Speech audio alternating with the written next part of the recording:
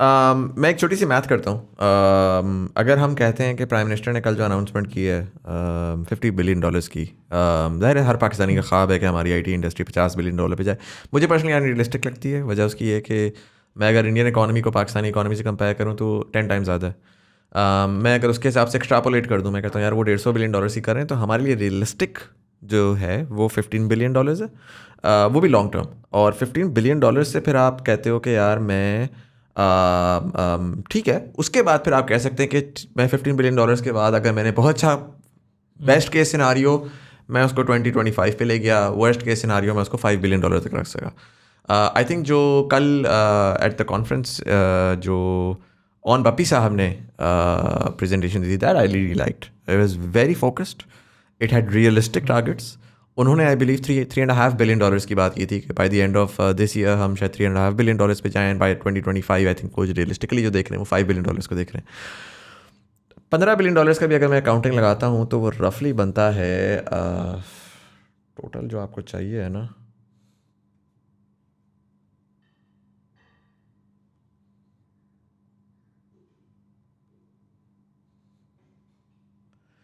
तकरीबन आपको 6 लाख रिसोर्स चाहिए हाई वैल्यू। हाई वैल्यू से मुराद मेरा ये है कि जो कि सिस्टम्स में काम कर सकता है। सिस्टम्स में कौन काम कर रहा है? सिस्टम्स में वो काम कर रहा है जो कि कोर एक हाई वैल्यू स्किल, चाहे वो डेटा कंसल्टिंग के अंदर हो, चाहे वो MLAI की स्पेस के अंदर हो, चाहे वो UI UX की स्पेस के अंदर हो।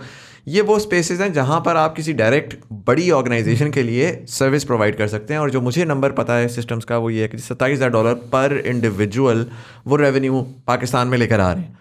$27,000 के हिसाब से मैंने एक अकाउंटिंग लगाई, और मैंने 27 के भी हिसाब से भी नहीं लगाई। आई थिंक मैंने इसको अभी यहाँ 27 के हिसाब से लगाई है।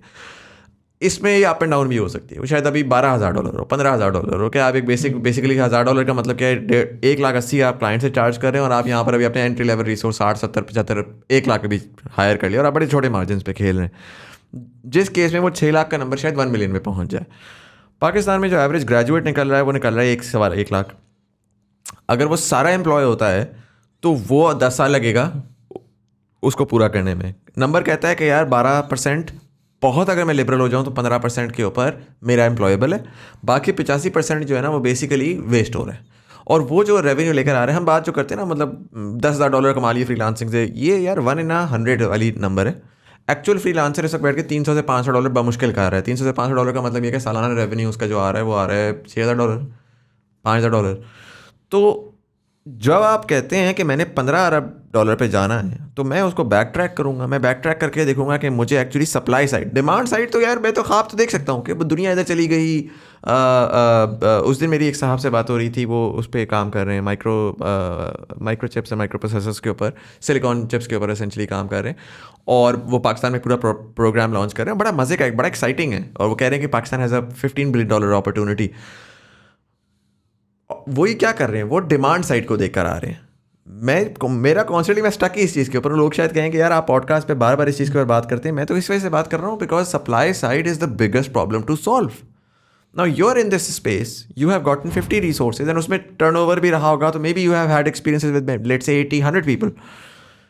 How do you get that 85%? I don't want to talk about the 15% who is employable. वो तो लड़का खुद अपनी मर्जी से वो आपके पास आ जाएगा, वो किसी और के पास चला जाएगा, बड़ा आसान है। और वो होगा क्या, आपके पास आएगा, वो 1 लाख पे आएगा, उसको 3 महीने बाद सिस्टम उठाएगा 2 लाख के ऊपर, उसको 3 महीने बाद IBM उठाएगा 3 लाख के ऊपर, और वो रिटर्न। और आपको पता है कि 2020 के बाद मार्केट लिटरली यही रही है। ठीक है कि जिधर बंदा डेवलप हुआ नहीं, डबल ट्रिपल क्वाड्रपल और मार्केट ख़राब हो गई, प्राइस वॉर चल रही है। How do you get the 85% जिसमें हम सबको ये बात पता है? हम कह सकते हैं गवर्नमेंट बेहतर कर ले, यूनिवर्सिटियाँ बेहतर कर लें, भाई काम तो हमने करना है ना, बंदा तो हमें चाहिए।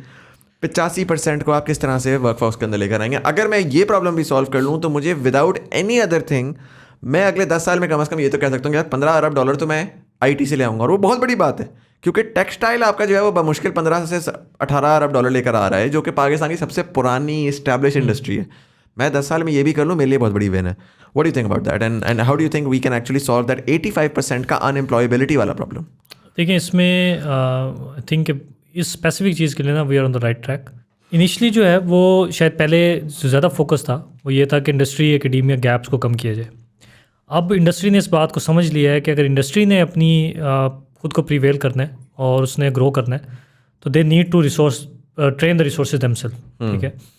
एक और जो अच्छी चीज़ें हो रही हैं कि जो पाकिस्तान सॉफ्टवेयर एक्सपोर्ट बोर्ड है, इस तरह ministry of IT and telecom है, they are working a lot on bringing this. For example अभी 4000 लोगों का बूट कैंप PSCB के थ्रू रन हो रहा है, ठीक है, कि 4000 ग्रेजुएट्स को वो उठाएंगे और उनको मर्न के ऊपर और QA के ऊपर ट्रेन करना शुरू कर देंगे, ठीक है, ठीक है। तो ये 4000 है जो समझ लेंगे इनिशियली गवर्नमेंट किसी लेवल पे फैसिलिटेशन नहीं करती, लेकिन 4000 का अब ये खुद बूट कैंप कर रहे हैं, तो इट्स वन बूट कैंप, लेकिन इसके बाद ये सीरीज चलना शुरू हो जाएगी। राइट। तो 4000 का अगर कोहॉर्ट वो 3 महीनों के अंदर 4,000 बंदों को भी ट्रेन करना शुरू करें तो आई थिंक कि वो इसको फुलफिल कर सकते हैं।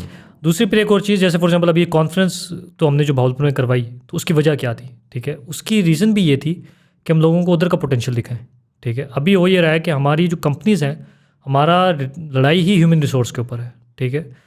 तो हमें न्यू हॉरिजन्स जो हैं वो एक्सप्लोर करने पड़ेंगे। तो उसमें जो ये जितनी भी अनटैप्ड मार्केट है, कि फॉर एग्जांपल अगर मैं सिर्फ भावलपुर की बात करता हूँ या UP की बात करता हूँ, तो तकरीबन 10,000 CS का ग्रेड निकल रहा है।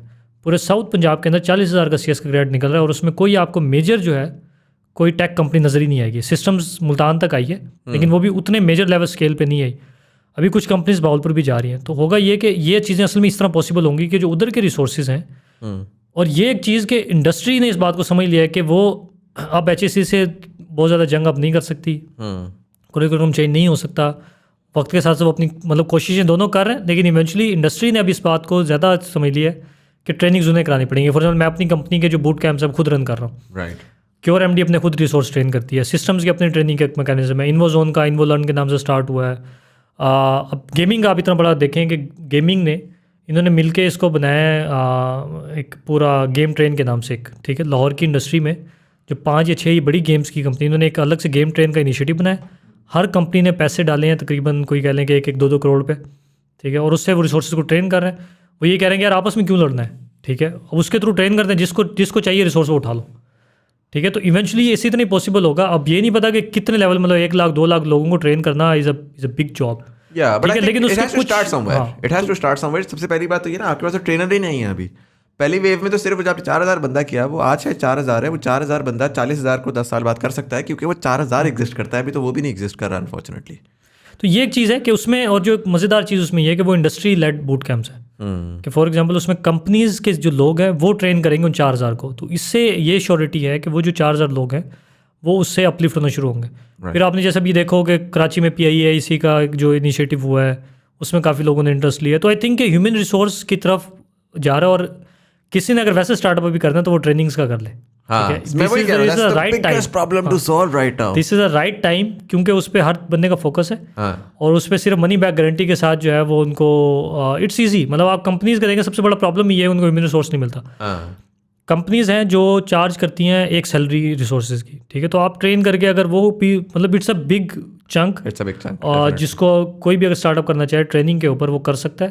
लेकिन जो coming back to your question, कि ये I think we are in that particular track जिससे हम इस चीज़ को अचीव कर सकते हैं, कि जिसमें ये जो, और फिर एक और जो चीज़ है कि अभी अगर 4 बिलियन है, तो 4 बिलियन में जो सबसे बड़ी प्रॉब्लम ये है कि वो असल में मैं ये समझता हूँ कि वो शायद इससे डबल होगी, लोग पैसा लाते नहीं हैं, ठीक है। उसकी जो वजूहत वो यही है कि पाकिस्तानी एज अ कौम जो है वो डर जाती है जब भी कोई इस तरह की, फॉर एग्जांपल अभी हमारे साथ क्या हुआ कि टेक कंपनीज के ऊपर ये 1% भी लोडिंग वाली चीज़ आ गई आउट ऑफ नोवेयर, ठीक है। अब वो इतनी उसमें आई कि उसके अगेंस्ट साथ प्रॉमिस ये किया गया कि आपको ये वापस मिलेंगे, लेकिन FBR वॉज नॉट रेडी कि वो जो उसके लिए पोर्टल होगा जिससे कैशबैक मिलना है वापस, उसके लिए तैयार नहीं, लेकिन टैक्स लगाना शुरू कर दिया पहले से। तो वो एक ना थोड़ी सी रेस्टलेसनेस आती है लोगों के, और फिर चूंकि कंपनीज ऐसी हैं कि उन सबकी बाहर प्रेजेंस है, ठीक है, तो वो फिर रिलक्टेंट हो जाते हैं। वो कहते हैं यार बाहर ही पड़ा रहा है, पैसे पर जितना ज़रूरत होगा उतना पाकिस्तान मंगवा लें। तो आई थिंक कि कुछ उधर से ये चीज़, जिस तरह से इनिशिएटिव्स गवर्नमेंट काम कर रही है, जैसे PSCB ने भी कैशबैक इंसेंटिव्स के ऊपर काम किया, कि आप जितना पिछले साल से इस साल ग्रोथ ज़्यादा लेके आ रहे हैं,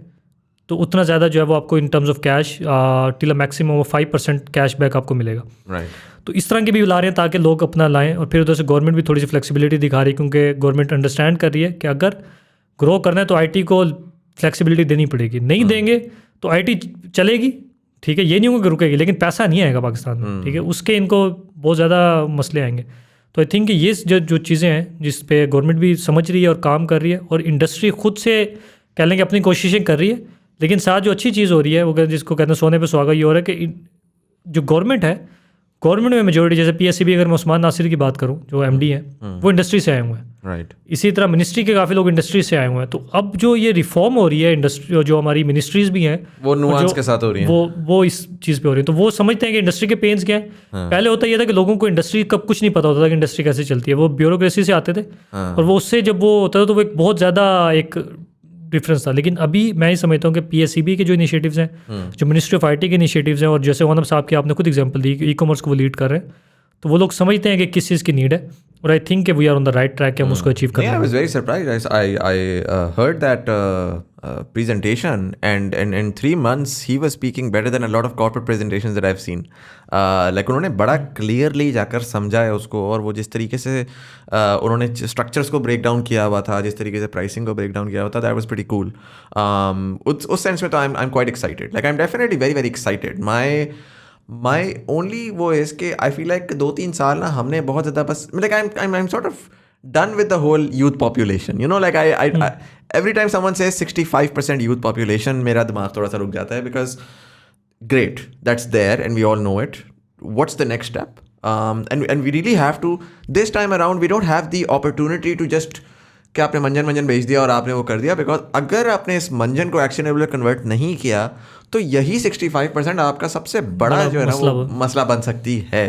एंड उसमें भी मैं बिल्कुल डेफिनेटली ये कहूँगा कि वो जो फ्रीलांसर्स हैं और जो सॉर्ट ऑफ समझ लेंगे टेक इवेंजलिस्ट्स बन गए, उनको मैं एक चीज़ का क्रेडिट ज़रूर दूंगा, और वो क्रेडिट ये है कि उन्होंने ना इस पूरी स्पेस को और इंडस्ट्री को सेक्सी कर दिया।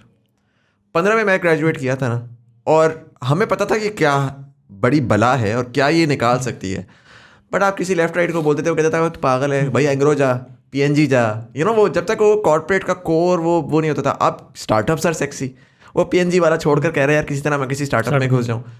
तो वो उन्होंने एटलीस्ट ये कर दिए। द क्वेश्चन इज कि हाउ, उन्होंने स्टेप 1 कंप्लीट कर दिए। स्टेप 2 अब टेक्निकल बंदा आएगा, वो बंदा आएगा जिसने एक्चुअली IT के कोर के अंदर काम किया हुआ है। जाहिर है जो वर्डप्रेस डेवलपर है वो वर्डप्रेस डेवलपमेंट तक ही लेकर आएगा, उससे ऊपर लाना उसका काम है ही नहीं।